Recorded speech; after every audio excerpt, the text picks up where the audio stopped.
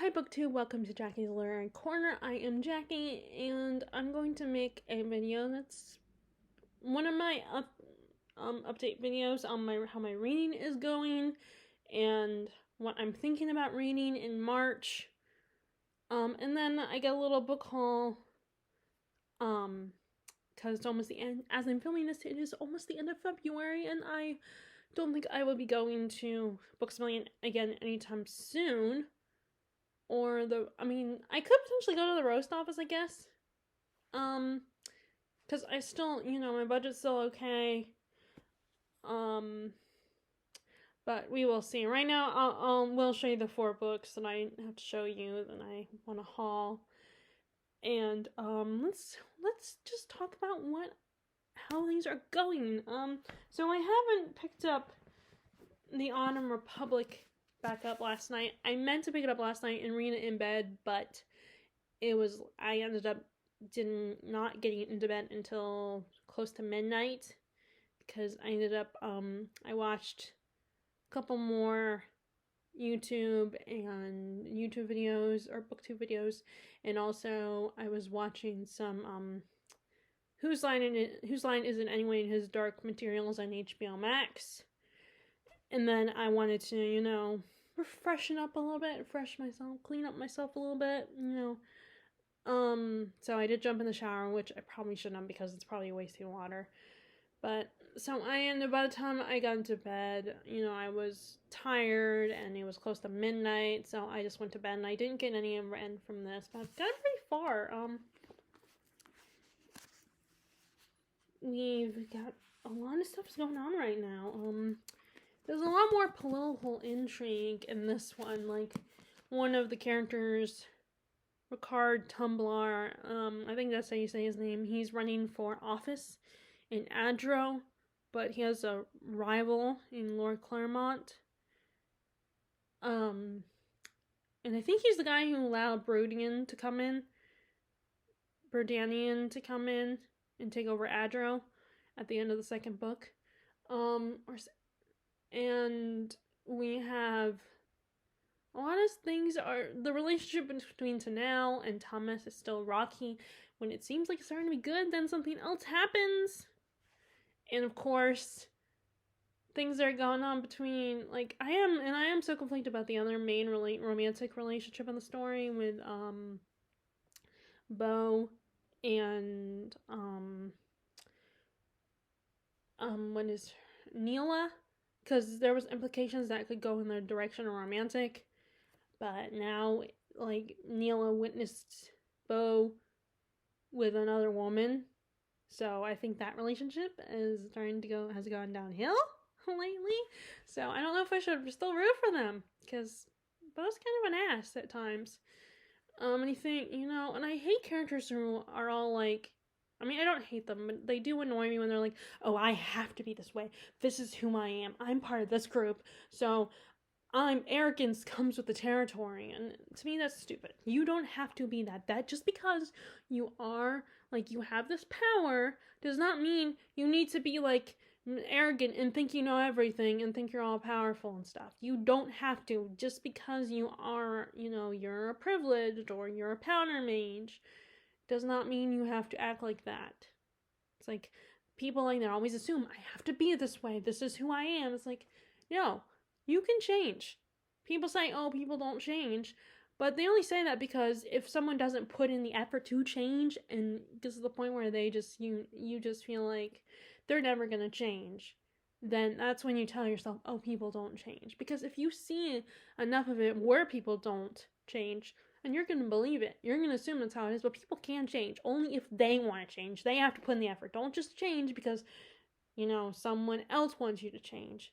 But do it for yourself. That's what people should do. They should change for themselves.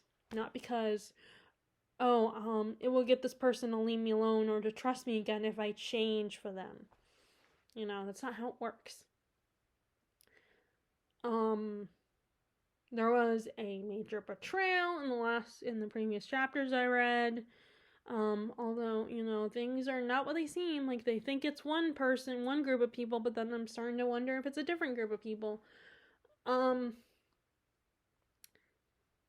And once again, the characters have separated themselves. And in this case, it's not like a horror book where it's like, well, yeah, it's still bad to go separate ways, but sometimes, unlike a horror book, you kind of have to. In war stories, I feel sometimes. And Tanel did not realize that Gavril was his uncle. He just found out he's his uncle. So that was kind of surprising.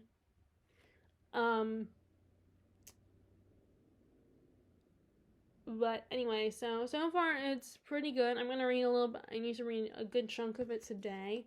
I have 3 more days off, then I go back to work because I have 4 days off. Starting yesterday, so I'm on my 3rd day, so I have 3 more days. I have today and tomorrow and Monday and Tuesday off. So I'll do a little bit of reading of this. Okay, so let's see. Oh, and I just posted my review for Salem's Lot. If you guys are interested in my thoughts on that book, I'm gonna probably put on there that it's a little spoilery, because I did say some things. I'm just not good at not giving spoilers, like when I give reviews. There's sometimes some books I just want to like talk about things, and I don't know if, and then there are some times where I don't know if something is a spoil, would be considered a spoiler or not. I was watching one of Murthy Napier's videos, and she was talking about this and how, like, for a lot of books, like on her Discord when she discusses books, even if the book is old as dirt, she still like doesn't want to like give away. Is all like, let's just not give away any spoilers because you never know. You don't know who's read what book. But at the same time, I think it can be debatable, especially if it's something that has been adapted a bunch of times. Like something like Lord of the Rings, which it hasn't been adapted a bunch of times, but it's a book that had the famous movie franchise, the trilogy, that did really well. And apparently, according to Fantasy News, it's gonna be they're gonna make another Lord of the Rings movie. So I don't know what that's gonna be about. Apparently, people are already overreacting, like, oh my god, they're just trying to remake the movie, and it's only been like a certain amount of years, and how dare they? Everyone's getting all bent out of shape, but they don't know the details. They don't know what this means. They don't know if this is a reboot or remake of the original trilogy, or if this is some kind of making up, redeeming the TV show, because there was a TV show based on the Rings of Power that did not, I haven't really watched it. I've only watched some of season 1, but it did not do well, apparently. And there's all these videos about why it didn't do well. But people are already getting bent out of shape, and we don't know the details of it. We don't know what it means, and so, yeah, that was interesting. But that's no surprise because it's the internet and how people, how sometimes we fans can be. We can get a little crazy and irrational and overreact to things before we get the details. Not all fans, obviously, but some of us can't, but some of us can get a little overprotective. And sometimes it's deserved, sometimes it's not. But anyway, so I'm gonna talk about what I'm thinking about reading. Other than I'm going to continue with the Autumn Republic, and I did start reading, where is it? Oh, damn it. I did start reading,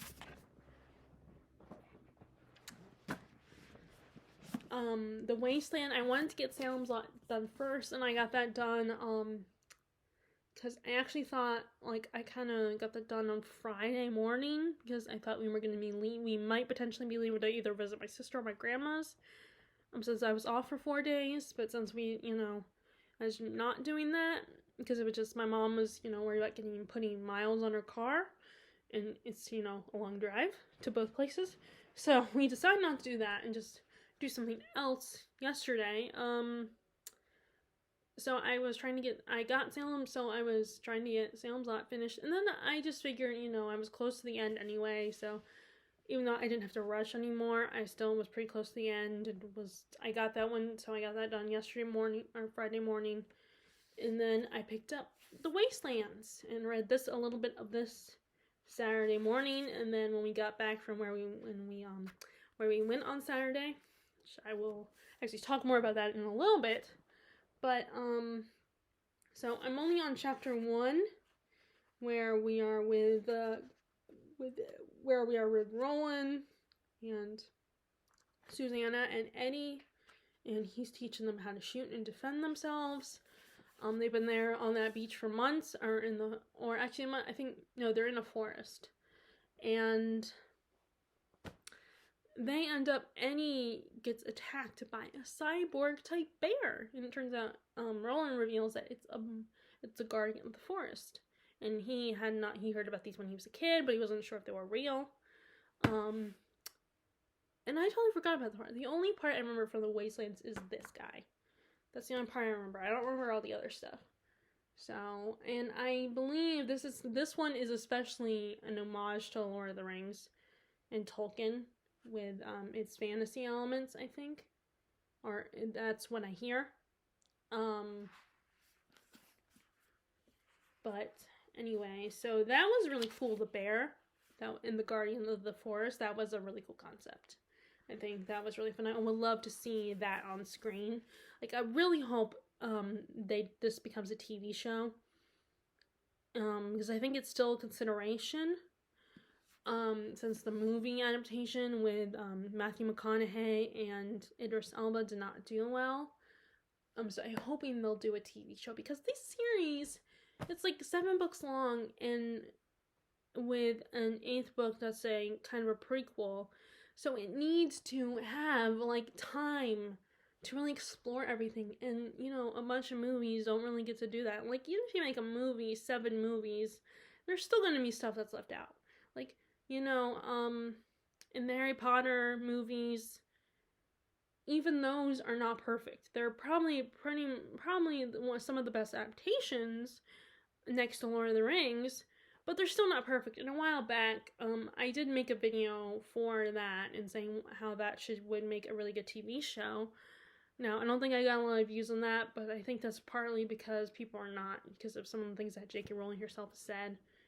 And I think people just don't want anything to do with Harry Potter anymore. So that's okay. I was still proud of that video. But anyway, so back to the present. I think if this was a TV, I think this is another situation where this would make a better TV show. They could do a lot more with this series and include almost everything if they made a TV show. And each season could be focused on each book. So they could have 7 seasons. Although I don't know, they might, the first book is kind of short.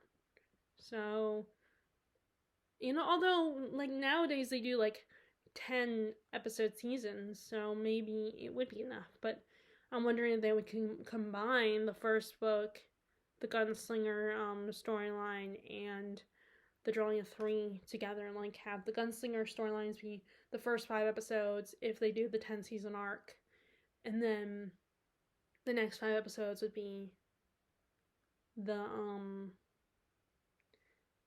although they might need to get like 12 episodes instead. So 12 or 14 or something. Like, they don't have to do the whole 22 or 23.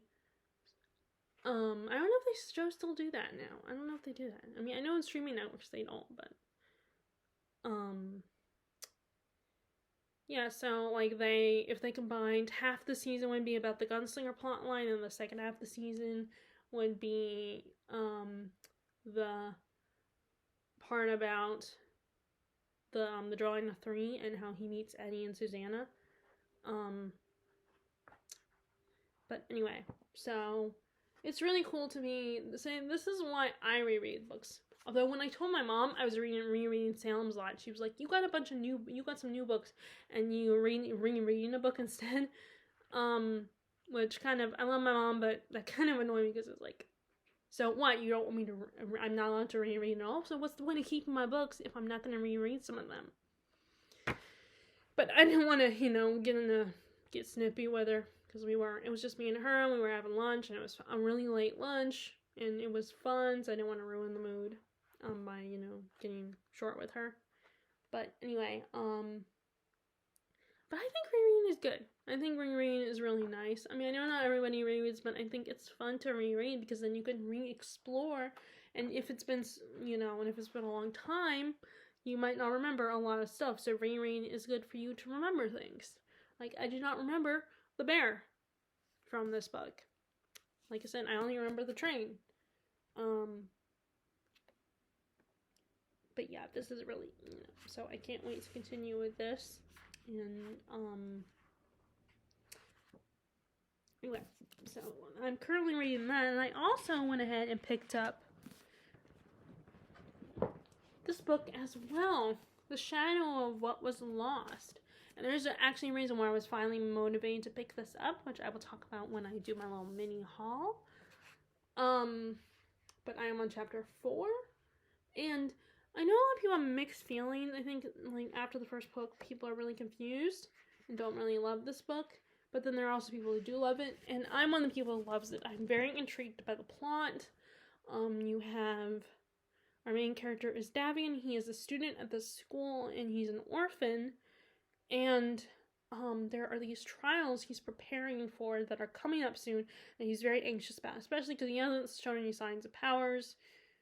And although he fears he might be an augur, these powerful people that people fear and blame for the war from long ago, and he worries that he's going to be like them. And a lot of people believe they have powers like mind control and stuff like that, so they really are afraid of them. And he already had just witnessed a friend of his get in trouble and be turned into a shadow, which is, seen as a really bad thing, and I think he's worried, Davian is worried that if he doesn't pass the trial, he might potentially have that happen to him. And I think he's also, like, kind of an errand boy and a servant, so he is going into the village running an errand for the cook or something, and goes into the village, and when he's heading back, he runs into these other boys who are trying to bully him and pick on him because he's one of the gifted. Potential for magic, and he goes to the school, and they are afraid of the gifted, so they basically bully them and pick on them. And he just got rescued by this visiting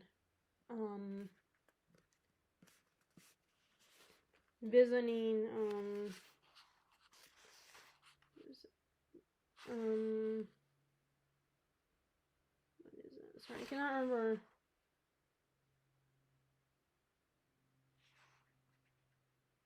Visiting elder who saved him, even though, who protected him and stuff. And that actually is not the first time. The first time, like, one elder saved him by killing those kids that were picking on him and bullying him in a previous encounter. And the elder got punished for that. But yeah, so far I'm definitely intrigued, and I do want to know what the prologue has to do with what Davian's story. The back description kind of gives me a hint, though, of who the character in the prologue is. But I am definitely really intrigued by this. And I'm looking forward to reading more. I mean, I liked Ruin and Ruin of Kings, which there were people that also did not love that and had mixed feelings, and so I'm probably, and a lot of times people that don't like something, a lot of times a book that people don't like, a lot of times I end up liking it. So but yeah, I'm definitely curious and intrigued by this. But anyway, excuse me. So I will explain what motivated me to pick this up in a little bit, because it actually has to do with a book I hauled. So those are the books I'm currently reading, along with, The Honor Republic. Okay, now the rest of these are more like books that I would like to read, but I probably won't get to them all in this month, especially since some of them are big books. And I'm a slow, you guys know that I'm kind of a slow reader at times. So first, I feel like I need to pick this up again, because I've been thinking about my nonfiction stuff lately and how I need to get through a lot of them, especially like books like the Walt Disney book, for instance. So I need to get back to this.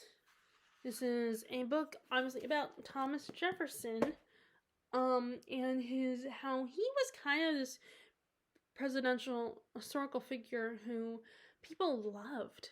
He has a fan base. He's like a celebrity.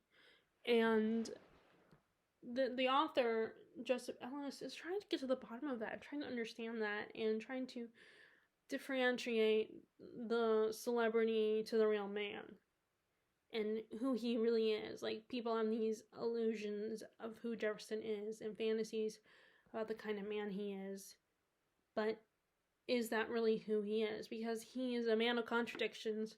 There's the whole Sally Hemings situation. If you know your history, you know what that is about. And he's very idealistic. I even got that impression with the Hamilton biography, because he was involved very much in Hamilton in his time in the government. There's a bit of a rivalry between them. And he's also, I am sure, I have not, I need to buy that one again. If I find that one at the roast office, a paperback of that's really cheap, in a $4 paperback at the roast office, John Adams by David McCullough, I'll probably buy it. Either that or I'll get on audiobook. But I'm sure he's mentioned next to Benjamin Franklin. He's probably mentioned a lot in David McCullough's John Adams, because they're sort of friends. They become correspondents. It's funny, like, watching 1776, the musical, and the movie adaptation of the musical. They kind of had a bromance going on. Him and Jefferson, and the same with him and Franklin. Like a very witty back and forth banter going on. And, of course, I don't know how accurate that musical is. But anyway. So I've been kind of curious to read more about him. And I've fallen over these pages, but I don't remember why. Like, I have to look up some of these. Figure out. Because there's some very, figure out why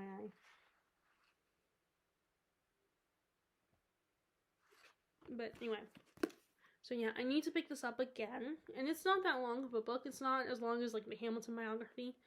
Of course, neither is the John Adams by David McCullough. But again, I'm going to look for the paperback at the roast office and get it for $4, or I'll get it on audiobook. Which I don't know if I can get off audiobook at Libby. I know I can, but can I get through it? I don't know. But, like, it might be nice to have a copy. Like, even if it's not a physical copy, but, like, an audiobook copy. But anyway, so yeah, I think it's interesting what this guy's tackling Jefferson and trying to be unbiased and tackle both sides. And, but I need to pick this up again to get back to this. And then and then this next one, I don't know what genre it would be considered. But this was one I got last year. I did show it in a book haul. And I mentioned in that book haul that I also bought it because Tom Hiddleston was in the movie adaptation of it. And I went to read the book before I watched the movie. So we have High Rise by J.G. Ballard.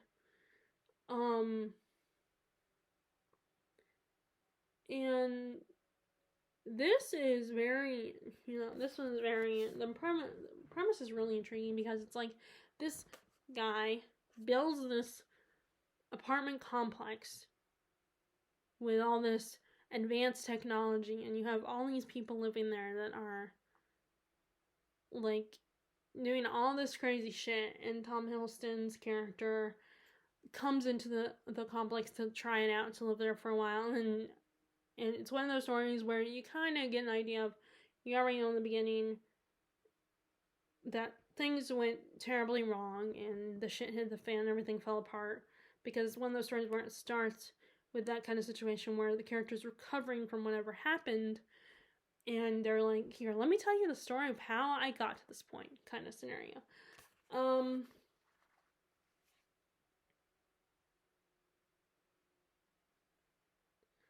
Which I love this word, this first sentence on the back description.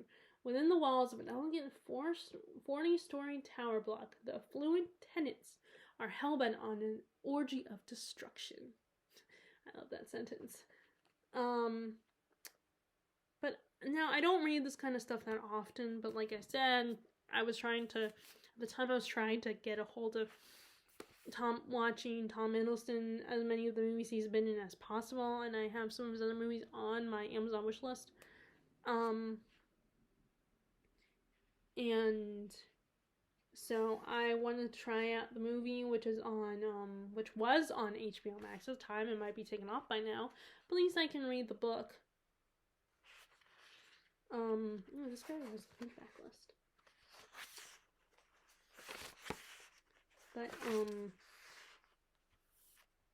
it doesn't look that long, and I think it's an interesting premise. I think it'll be something a little different, a little, a darker story, a unique story. But yeah, so I want to read this. I want to try to read this in March, and it's also not a long one, so I can get through it potentially quickly. And I wanted to cover all my bases, so this is a horror book I had bought, I think, at the roast office. I think. I might have gotten it. No, I think I got the roast office. Like Curse of Crow Hollow. And I don't know if it's considered, I don't think it's YA, but there's a lot of teenage main characters in this, I think. A small southern town is involved. And these kids end up going... Okay, so they go to this cabin that they're not supposed to go to. These teenagers, of course. Teenagers being dumb. And this starts a curse that infects the whole town. And that they believe, this woman whose husband died, he has risen from the grave for revenge on the people.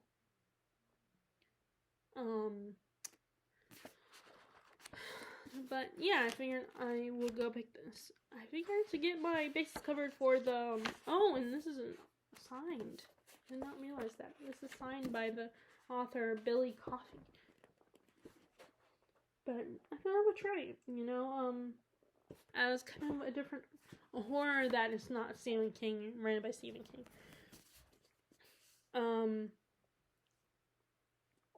But yeah, so far it's been pretty good. You guys, last month, or back in January, I read the Black Mouth, Curse of Black Mouth. In February, I read The Salem's Lot, which is Stephen King. And, so last year, I read Darcy Coates' The Haunting of, I cannot remember what it's called. I read that last year, so I'm still trying to continue to try different, horror. There's nothing to do with Stephen King. So I figured I'll go ahead and tackle this in March. And then we have, this is a new series I'm meaning to start by Bernard Cornwell. Cornwell's The Last Kingdom.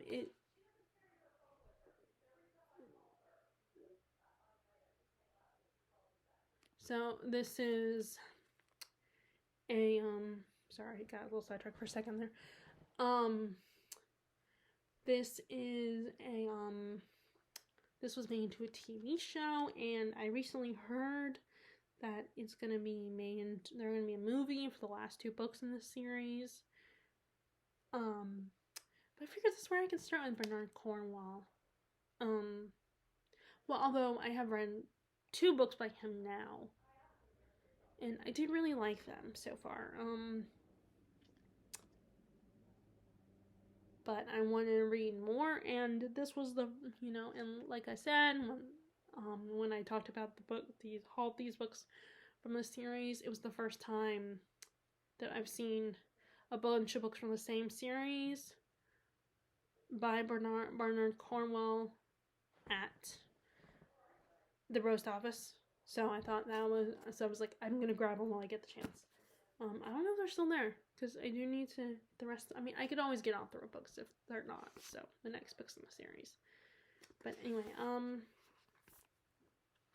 so I figured March might be a good potential time to start this. I think this is it's a Viking story.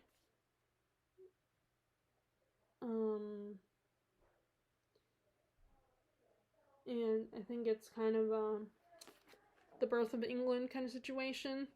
How it became the England we know and love today, possibly. I don't know. But yeah, I've heard he's a really good historical fiction author, knows how to write like great battle scenes. But anyway, so I want to get that one. And then also, so like I said, I talked about how I wanted to do a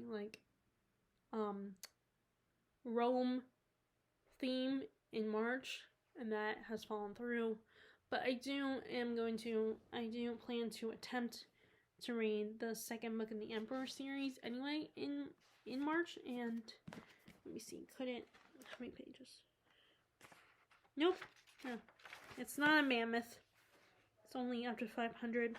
500, 551. So it's not a mammoth. But, oh,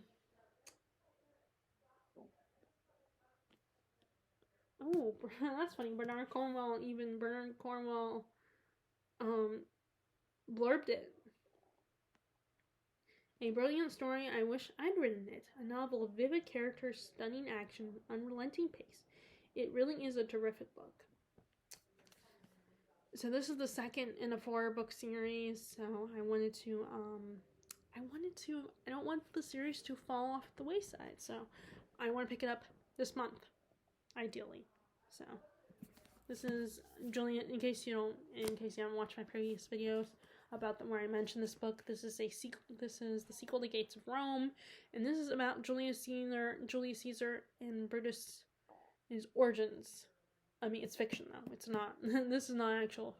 I don't know how accurate this is. But anyway, so I do want to pick this one up. I should probably go through these and see which ones I should make priorities, sort through them. These books I picked out. Okay, so now we have another book from a series. It's the last book in the series, so I want to get this read because I want to make some progress on the series that I'm currently reading. And I'm doing that with, the Autumn Republic. I'm finally another trilogy finished. And this is the last book in the 4-book series, although the author, I think, has written more books in the same world. And I think I read that it was going to be adapted. Or it was up to being adapted. So, this one kind of, obviously picks up where the other book left off. An evil wind blows through Midkema. A malignant, I can never figure out how to say the word, malevolent darkness rises up to crush the kingdom of the Isles and enslave it. Prince Amrutha and his allies struggle to face a terrible foe in battle between good and evil in the city called Sephathon. Now Pung, the master magician, sometimes known as Melamber, must undertake an awesome and perilous quest to the dawn of time to grapple with an ancient and fearsome enemy for the fate of 1,000 worlds. So I like how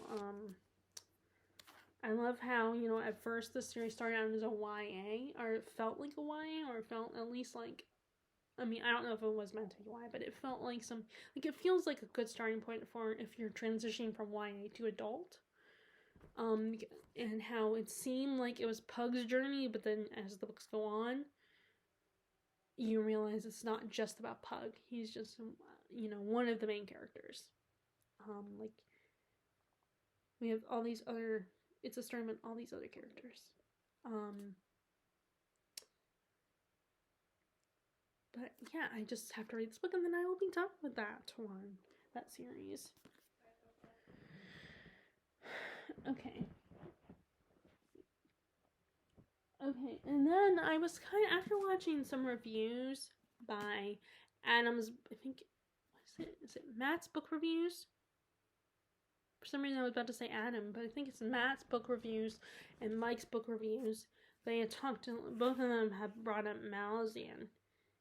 And, it's got me motivated to try it again, to get back into it. I don't know what happened. Like, I liked Gardens of the Moon, which is funny because Matt, in his video where he explained Malazan and why you should read it, and, you know, the pros and cons of reading it, and he, you know, responded to my comment when I mentioned that I read Gardens of the Moon, and I did like it, but for some reason I didn't pick up this one, Dead House Gates. And it was funny because his response was, and that's the worst book in the series. You really missed out. So, I think I'm gonna give this another shot and try it again because I pick up this one, and I probably won't get to it in March, but I did take it off the shelf, you know, to consider, make sure I prioritize it, or not take it off the shelf, but take it out of the donation pile, to try it. I think, as I commented back to him, I think part of the problem was I didn't feel the desire to pick up book 2, and so I was feeling like, okay, I gotta sort through my books and pick out books that I'm, you know, not interested anymore and put them in the donation. So I kind of caved in and decided, oh, I guess I'm not interested in this anymore. But sometimes when I hear people talk about and get really excited, then it's like, it motivates me. Like, if I was still somewhat intrigued by it before I decided to drop it, you know, sometimes hearing other people talk about it and getting excited about it can get me to give a book another shot. Not always, but sometimes. Especially when it's fantasy. So there's that. So I might pick up this one, but I don't know if I'll actually pick it up. Like, all these books, I don't know if I'll pick up all these books. Like, I mean, I know I won't pick up all these books, but I don't know which ones out of these books will I pick up. Like, I'll probably prioritize ones that feel like they won't take me as long to read, which I'm trying not to do that, but sometimes it's nice. But it's not necessarily a bad thing if you throw in a few books that won't take you as long to read as kind of palate cleansers, or it can make me feel good that I've finished another, that I feel that I'm not in the middle of a book and I actually have had the books finished. Because it makes me anxious if I'm in the middle of a book and taking a long time to read a book and not, you know, and sometimes I just need a book that I can say, I finished this, I accomplished this book. So then we have another classic, and this could apply to middle grade March if I wanted to participate in this. Although I don't know if it's but Little Women. I decided to give the book another shot, and this was, and I really like these editions, by the way, these Puffin and Bloom editions. I think they're really pretty. They have a really great aesthetic, and they're hardback books, but without the dust jacket, which I really like too. Like, I have the Anne of Green Gables one. I just don't have the Heidi or Little Princess one yet. But, you know, I'm sure most people know what this is about, like the 4 March sisters. And I did read March, which is about Colonel March, the father of the 4 girls, and his story and what he was doing in the war and in the Civil War and all that. Because they get left behind. His daughters and wife are left behind, having to take care of the house and take care of each other while he was being a chaplain in the war. So I did read some of this last Christmas, and I haven't picked it up again yet, but I want to soon. So I figure, March, read this and read Little Women of March, the March Family. I thought that would be kind of fun to at least read some of it, even if I don't finish it. Because it's still a chunky book. Like, the chapters aren't that long, but it's still chunky. So,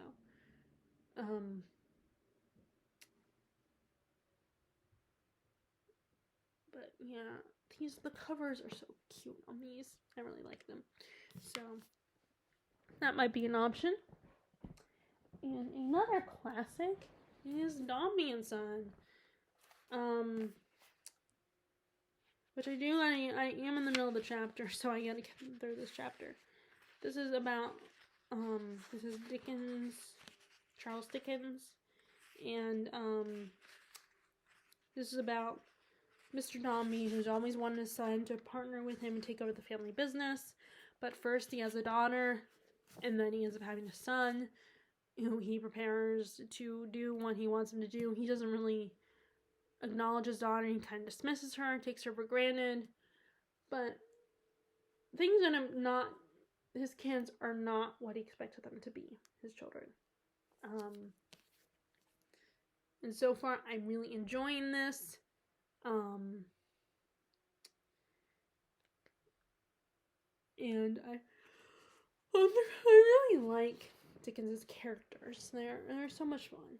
Even his books that are just, I don't like, end up being a disappointment.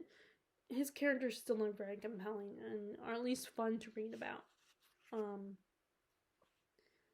But his names can sometimes make me giggle. They're sometimes really silly names. But, so, and you need to pick up this one again soon. So either way, whether I pick it up in March or not, I do want to pick this up soon and get back to it. Okay. And then we have another classic. This would also be a reread. I read this years ago, and this is the only book by this author that I actually read, and that is The Hobbit by J.R.R. Tolkien. So this was the only book from Middle-earth saga or series or whatever you want to call it that I actually read the whole thing and finished it. So I've been wanting to reread it and kind of figure out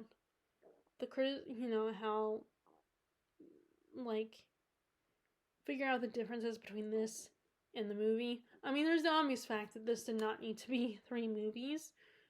But I understand, why it was done that way because of, yes, it is mostly probably because of money, but also I think with movies, not just making a lot of money, knowing that they'll make a lot of money because people will go and see it, but also that it's a different audience. People who go see the movies are different from people who read books. And I know this is shocking and forbidden, and it's blasphemous, but I liked the movie. I enjoyed the Hobbit movies. I just hope people don't get mad at me like that one kind of, like with that incident with the Count of Monte Cristo where I said I liked the 2011 adaptation. I think it was 2011.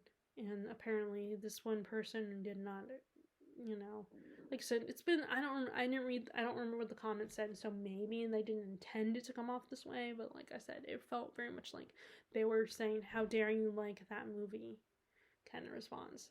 I mean, maybe they didn't intend it that way, or maybe I misread it, but it was a long time ago, not that long ago, but I'm done talking about it.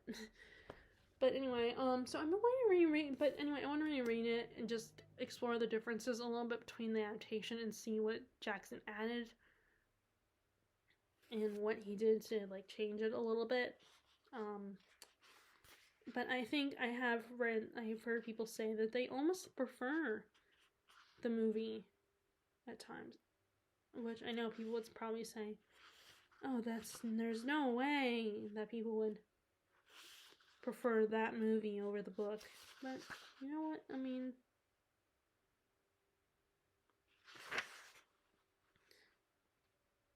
but anyway, so I'm gonna read it. And I did get a new edition because I did give away my old editions to Terry. I gave them to her. Figuring she would appreciate having them. I don't know if she's picked them up yet, but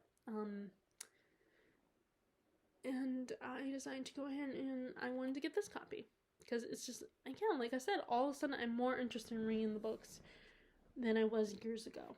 But anyway, so I will reread this one, and this one shouldn't take me as long either. So, I mean,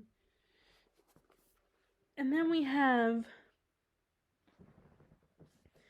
another longer book, another tome of a book that I feel like I need to tackle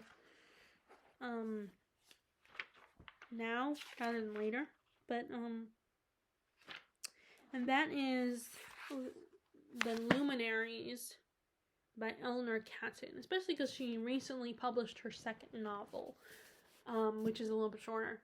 Like, she did the same thing that Susanna Clark did, where the first novel was huge and a tome, and then she publishes another one that's a lot shorter.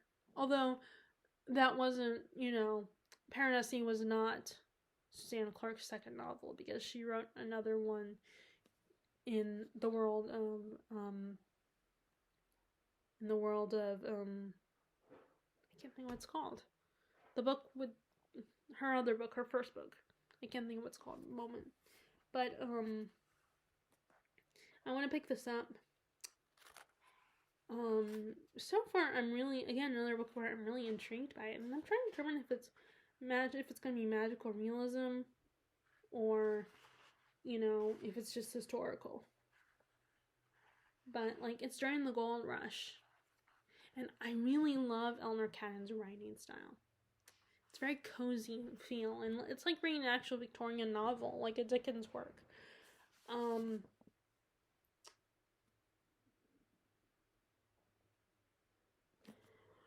But yeah, I want to pick this up soon, so I need to look through these and just, although I don't know, it's kind of hard. But, and then we have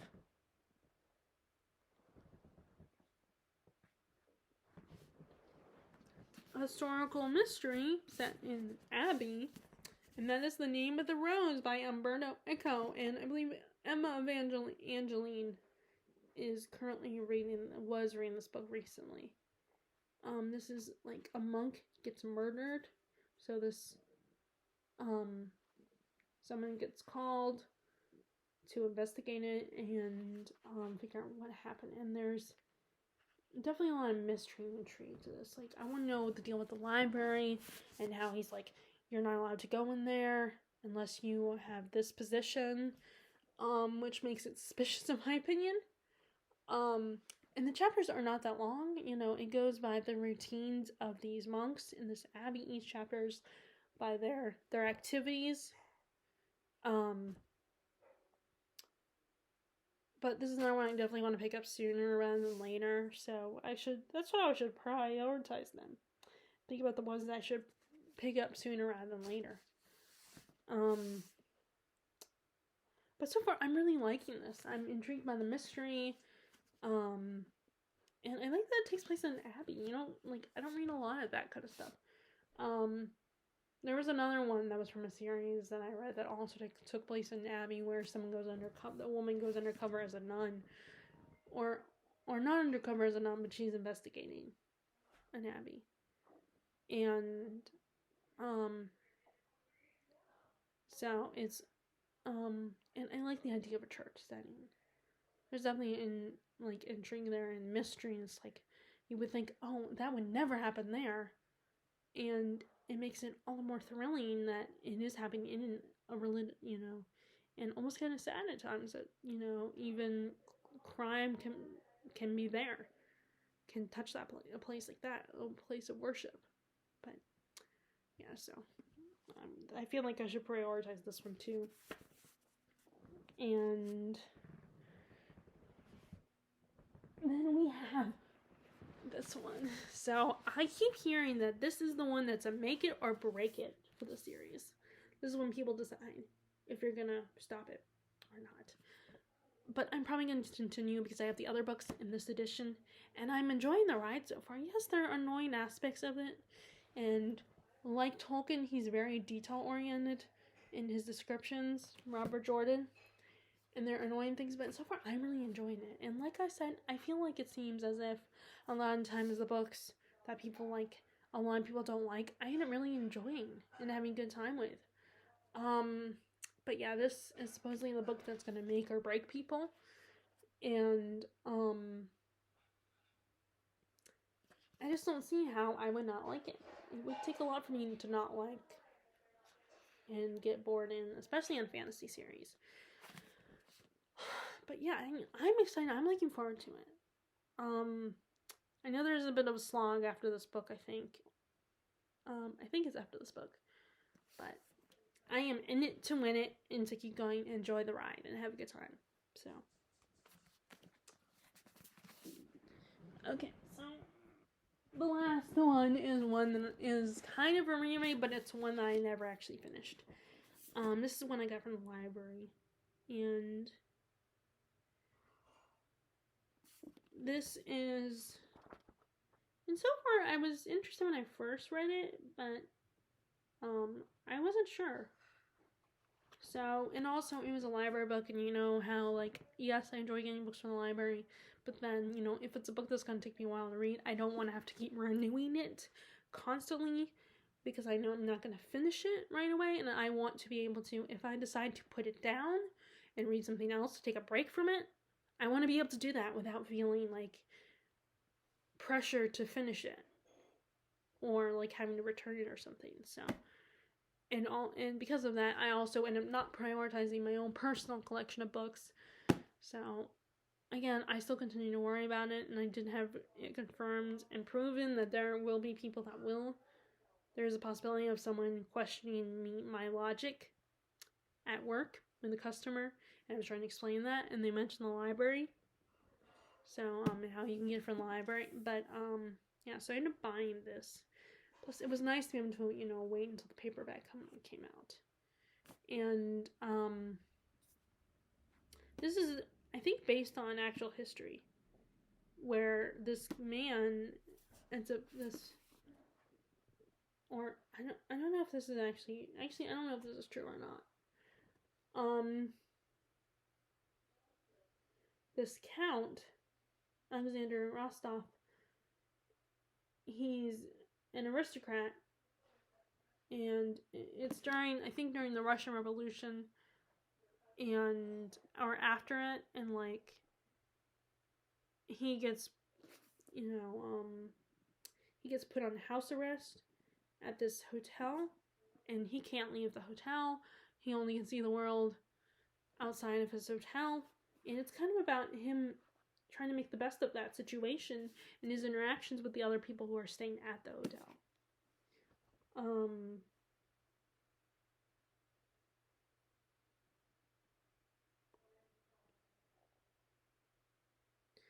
And he ends up crossing paths with a little girl whose life is put in his hands. Sorry, I'm reading the bad description. But it was interesting. It was just not a lot going on. So, but yeah, I want to pick this up again. And I was hoping to use it for my Russian theme for winter. But I haven't picked it up since, so. But yeah, I definitely want to pick that one up too. So those are all the books I'm thinking about reading. I still have not picked up Paradise Lost. I have it on my coffee table, and I have not picked it up. But it does require commitment and some patience and time to take the time and a chance to take the time to really understand it. Okay, now it's time for the book haul. The moment you've been waiting for. Well, I don't know if you've been waiting for this moment, but okay, so first off, 2 of the books are from Books A Million, but the other 2 are actually not from the bookstore. They are from a gift shop. And I will elaborate more on that after I show you the books from Books A Million. Okay, so first,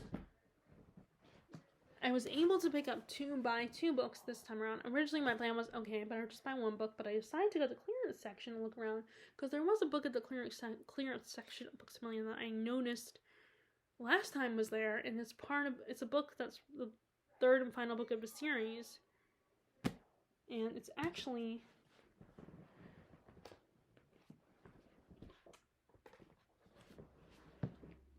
the final book in this series. So, it is The Light of All That Falls.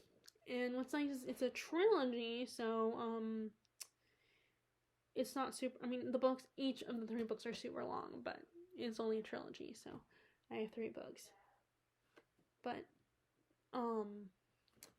so the only thing about the clearance section is it still is a bit of a risk. Like, the pro of the clearance section, of course, it's the books are on clearance, so they're cheap. But I do believe the books in clearance section are usually books that probably have not been selling, as well. And they don't want to, and I guess they don't want to entirely get rid of them. So, they put this one for $6.27 or something was the price. So it didn't allow me to get this one and the other book I bought, which was regular full price. But, the thing about the clearance section, like I said, it's kind of like, well, not exactly, but similar to shopping for books at the dollar store, where they have a small, tiny section of books, but they're books that, might not necessarily be all that great. And I feel like with the clearance section at a chain bookstore, that might be the case, or it might not be. And it might actually be books that just, not everybody loves them, but they're better, probably better than the dollar store books, in all honesty. So probably not the best comparison. So you're taking a risk, I feel like. And also, in this case, it's a good thing that I had the other 2 books from the series. I got this for full price. Because last time, earlier this month when I went there previously, I got another book there. That was part of a series, or a duology, but I did not realize it was the case. And I didn't have the first book. This was the second book. And that is The Realm of Ash. It has a previous book, so it's like, crap. Great, now I have to get the other book. And I did look for, the other day when I was there, I did look for the first book, just to see if it was there. I didn't see it, and I didn't even know if I should look in the regular fantasy section or the YA section. But, I did look. I didn't see it, so this is probably something I would have to get online at thrift books or something. But, and it's one of these books where, because it's the second book, it's not like I can read the first book.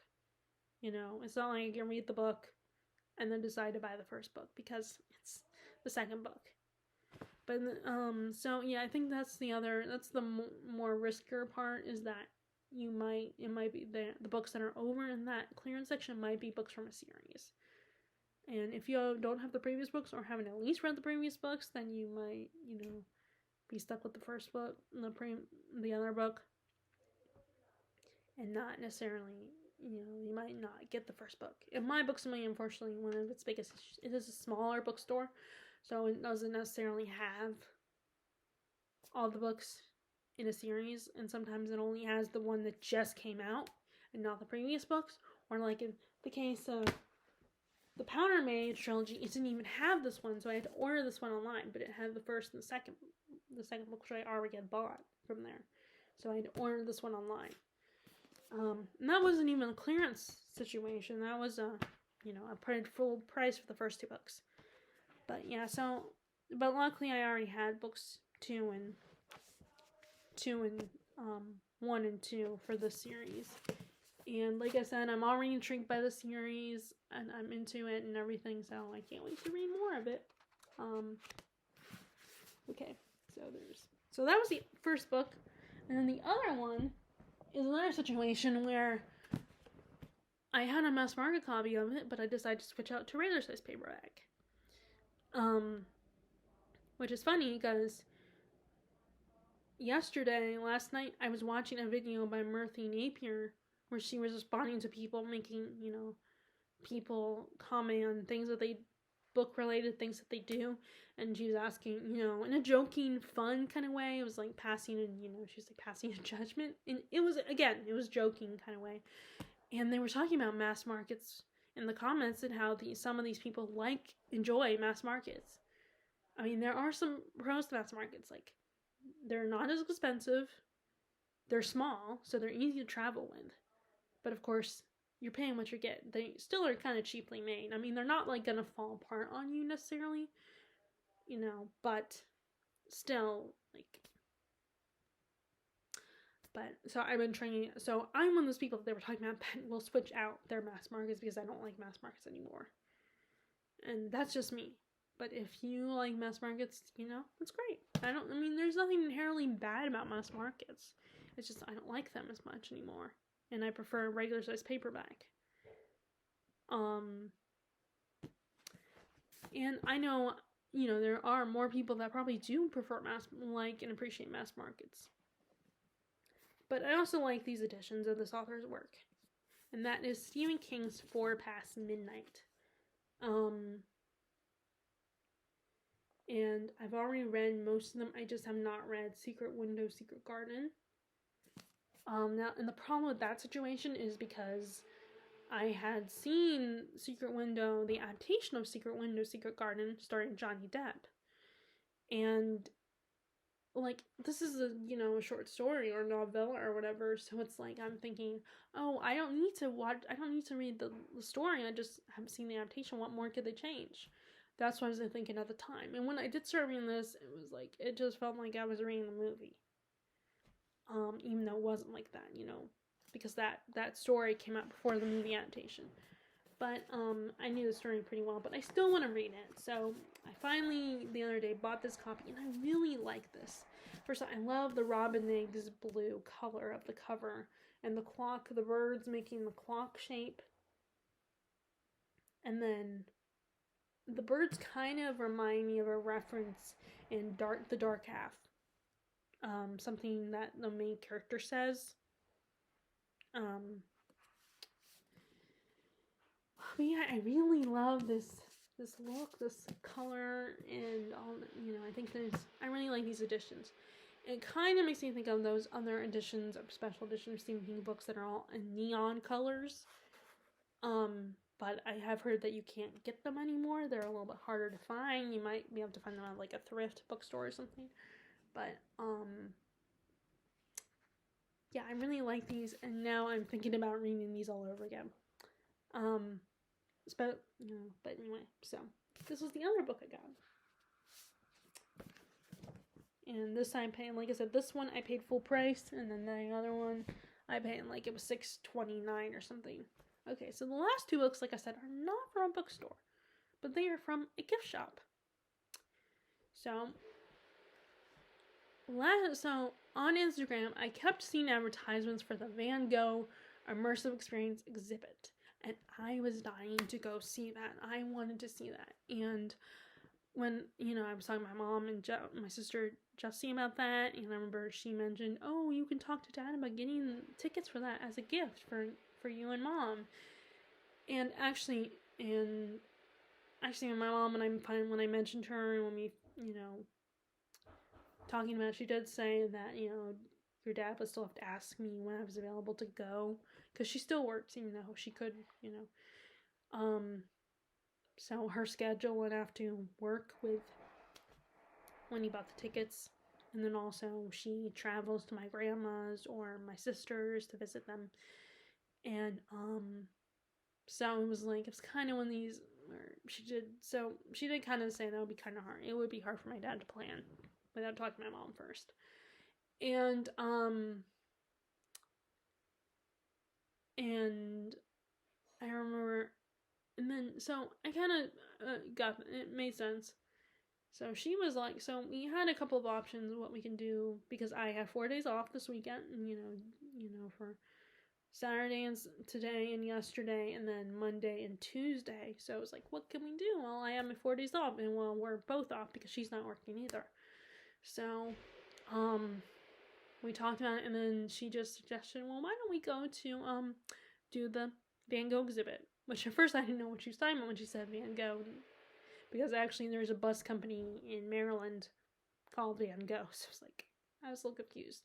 But then I remembered, so she got tickets for that, and I was so happy. It was so much fun. It was so cool. It was at first set up like a regular museum, But then there's a VR at the end, and there's also a place where kids can, color the painting copies of his paintings, and like there's that station. And then I know later in March there's like a Van Gogh yoga with Van Gogh, and then there's the whole you can go to a class where someone guides you and teaches you how to paint like Van Gogh, which I'd probably be terrible at.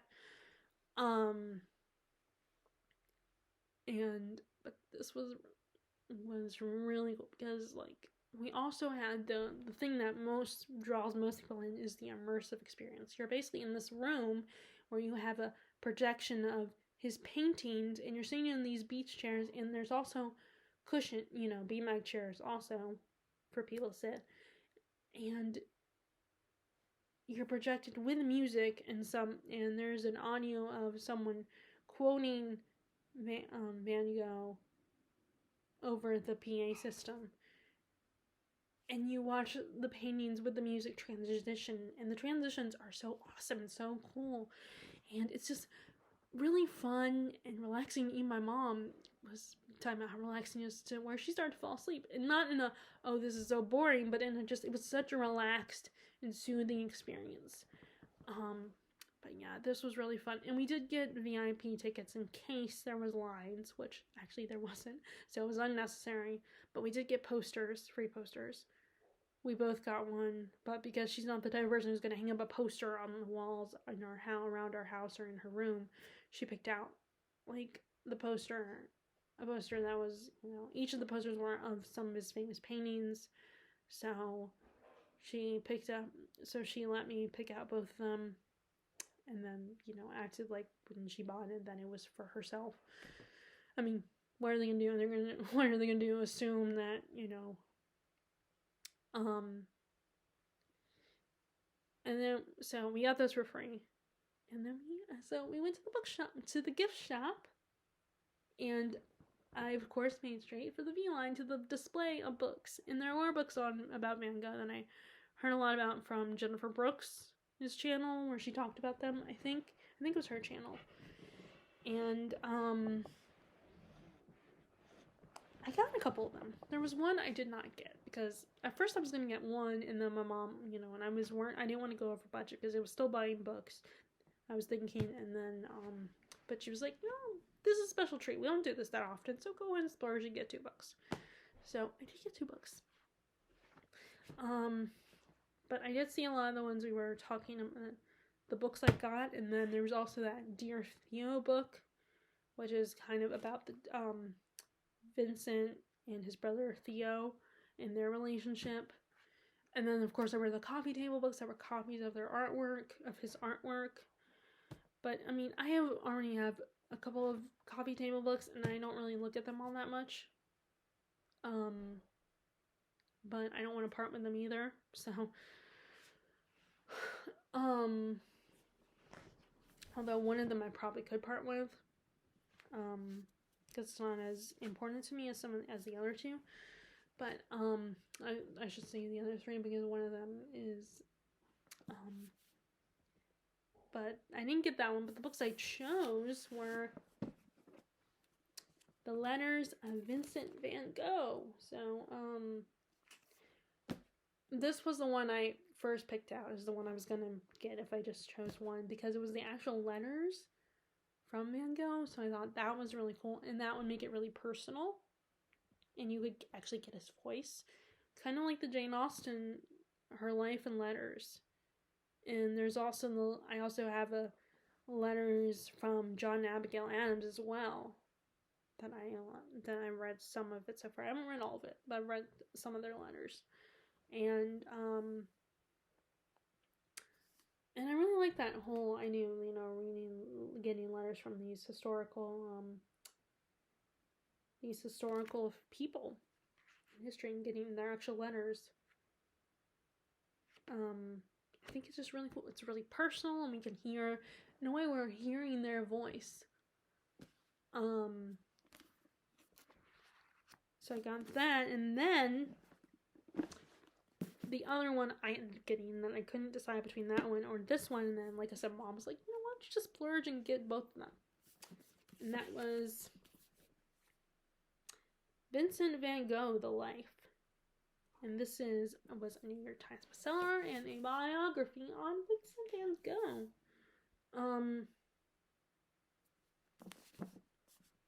Which I like that it's a blue, because he uses a lot of blue. I mean, he loves the night sky. Oh, and I did not realize it was a 2-author job. Stephen Naffey and Gregory Whitesmith. So did not realize this was 2 authors. But yeah, so I have a lot of biographies that I need to get to. I should do a month of biographies, or start with this month and read a biography each month. That's why I need to get back to the Jefferson one. But yeah. So, and this one actually has his paintings in there, samples of, which I really like, because sometimes like paperbacks, you know, because it would be kind of expensive, of course they don't always include like the colored pictures.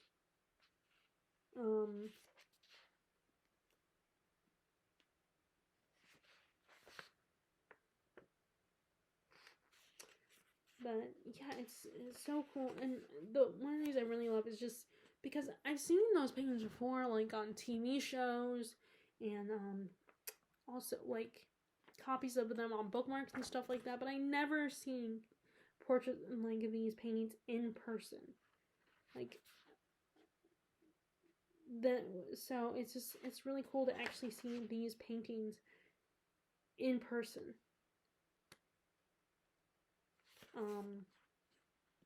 Which I wonder how they do that, because like, does someone copy the paintings? They try to mimic the style, copy them, and they put them in museums, or because I mean, these are actual paintings, so you know, not just like photographic copies. But I don't know how that works. I thought there was, maybe there's 2 sections. I don't know.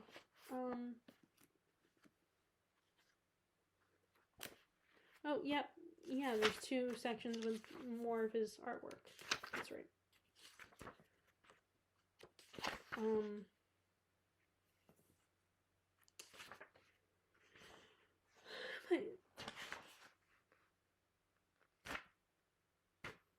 But yeah, it was just so cool. But yeah, this is another, like, I find when it comes to nonfiction, I really do like biographies and memoirs. Although again, there's also other nonfiction that I like that are about like actual history, like history nonfiction. Like that New York and Broadway and 13 Miles.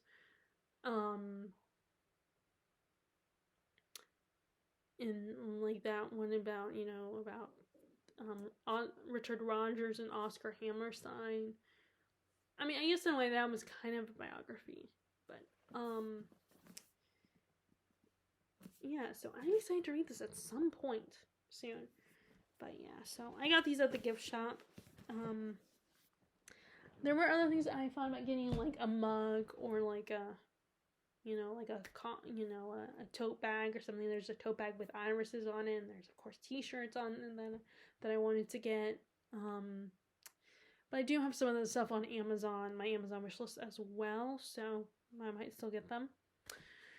But anyway, so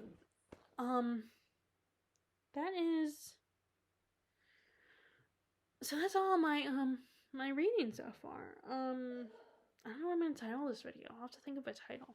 Like maybe the end of February or something.